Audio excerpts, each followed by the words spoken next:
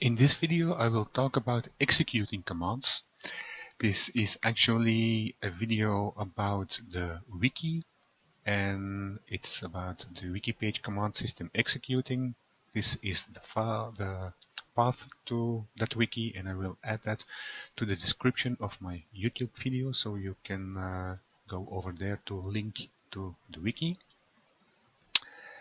Commands are executed by entering their name and any necessary arguments, and the kinds of values that arguments can accept depend on the argument's data type. So for instance, over here in the command history, I have done a search for the commands command, and in the description it says save a complete list of all commands. So when I click it, then it gets inserted into that bar over there. When I press enter, I get a pop-up to ask me to save out a list of all the commands. So for instance, I'm going to save it as untitled, doesn't matter for now. So I'm going to open it. So, and here it is. So you see over here you have a list with all the commands. You probably already know about this. It's actually useful. Now when I do the same, but this time I will add verbose :1. So now the command is cmds.savelist space verbose. I made it, so it has to be verbose with a B.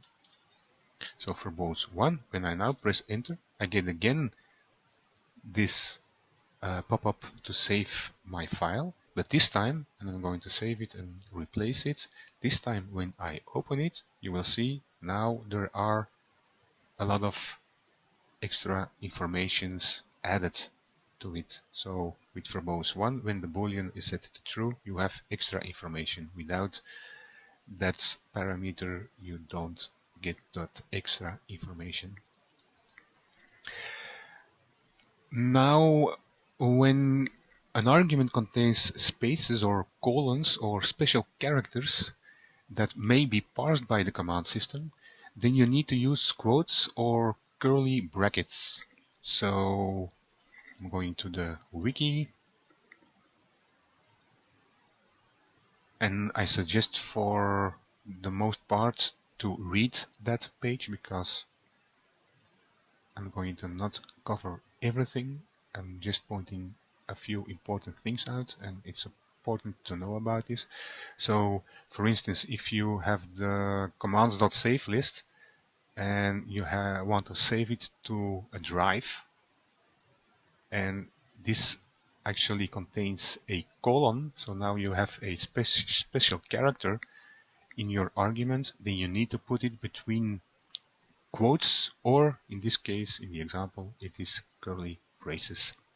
You can also use square braces for values with units. So for instance, if you want to set your channel and position X, and you want to indicate a certain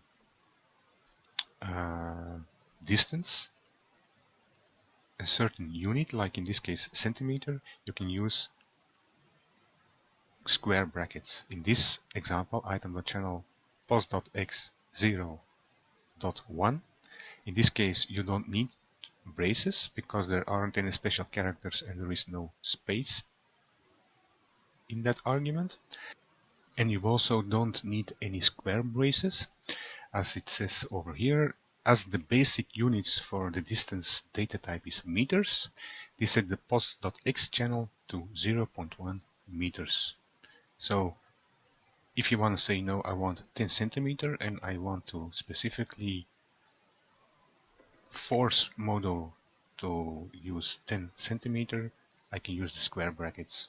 If I don't specify the unit, like in this example over here, this would be parsed as 10 feet when the unit system was set to English. So if you want to make sure that you have 10 centimeters, you can use the square brackets.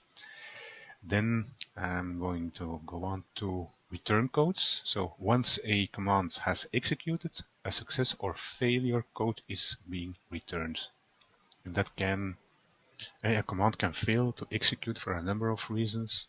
So the command can be disabled, it can have parsed the wrong number of arguments can have been passed, or an unknown argument, and so on. And that return value, that can be important if you are scripting. Maybe you want to catch that return code and do something without it.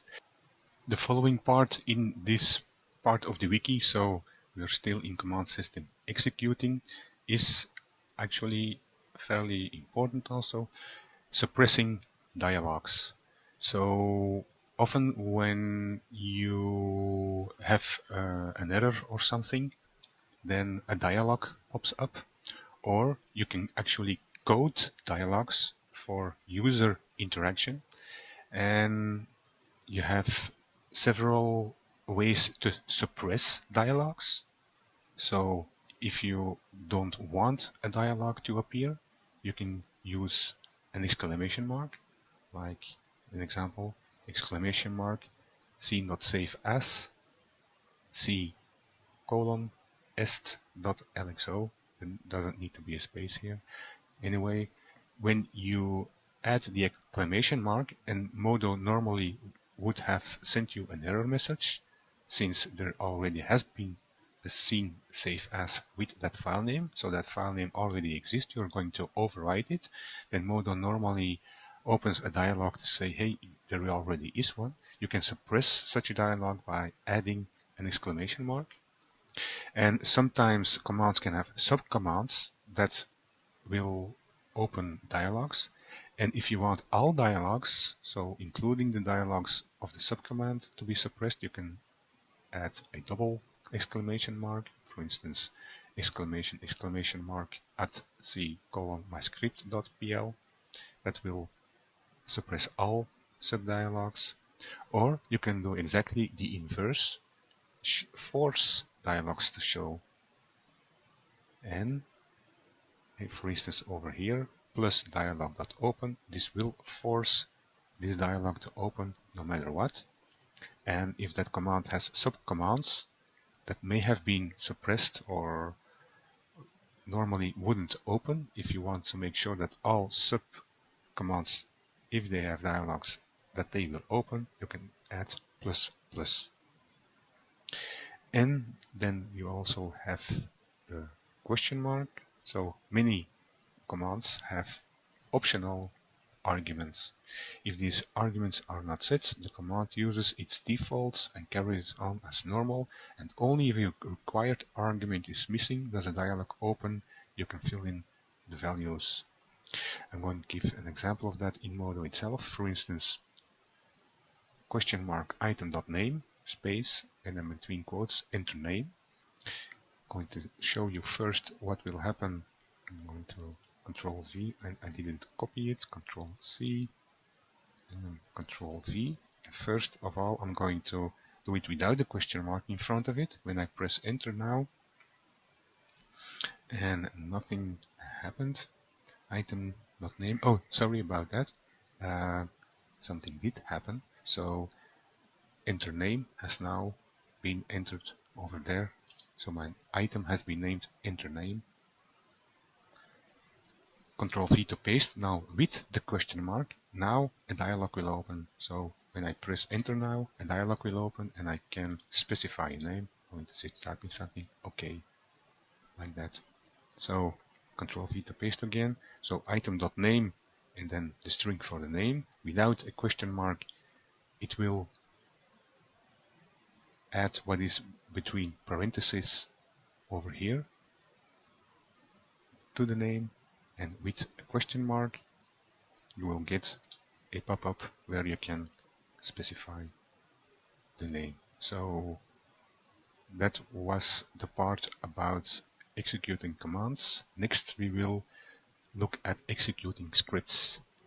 And before I forget, with item.name, I will in a subsequent video about querying commands also explain the following. So item.name, when I go to commands, type in item.name and do a search on it, I have my F button checked for a search for item.name. Here item.name. When I execute this without any arguments, I will also get that same pop-up. So see, now my name has been renamed. So you can use this notation in modo, but you also can use a short notation, item.name, just like that. Just wanted to add that.